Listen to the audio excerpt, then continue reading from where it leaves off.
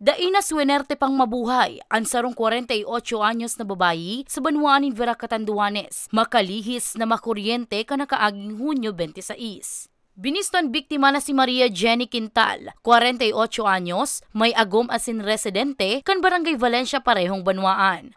Sigun kay Police Senior Master Sergeant Jomel Morales, an investigator kan Verac Municipal Police Station, kaining Martes kan mai-report pa sana sa indaan insidente kan mismong esposo kan biktima. Basado sa impormasyon, June 25, 2024, kan maresibi kan biktima an in-order kaining transistor o portable radio sa Shopee. Alagad kan suminunod na aldaw, nagadan ini sa pagkakakuryente makalihis na isaksak ang radyo.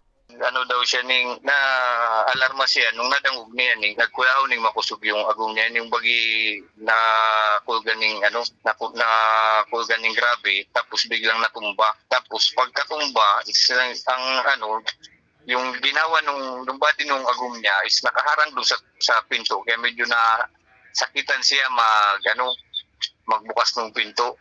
Pigbalo pa man kuta daakan esposo kan biktima na isalbaran sa iyang misis, alagad maski ini ang dikit pa subuot na makuryente. Naidara pa man kuta sa Catanduanes Doctors Hospital ang biktima, alagad ipigdeklara ining dead on arrival na.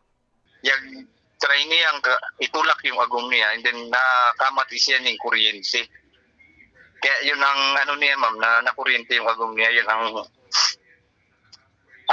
naging findings niya na nakuryente. Kaya binaba niya diretso yung fuse and then pakababa niya yung fuse yung halong linda, tinulak niya yung makusog yung pertahan. Doon na siya, yun na yung pagkalaog niya doon sa kwarto kung sa'yo yung agong niya nakuryente. Pigaadalan man kan otoridad kung magkakaigwaning paninimbagan ng seller sa nangyaring insidente. Mientras tanto, may pagirumdum man ang hepe kan hepatura para maibitaran ang siring kaining insidente.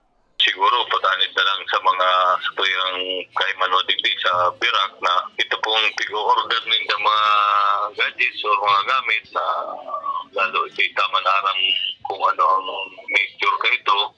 So siguro kay kuhanin dang scrutinize kung tama ang nabakal ninda o yung talagang lehitimo nag-agi sa proseso ng quality control para masiguro po nato na safe po ini. Para sa mga baretang tatak Bicol, Danica Garcia.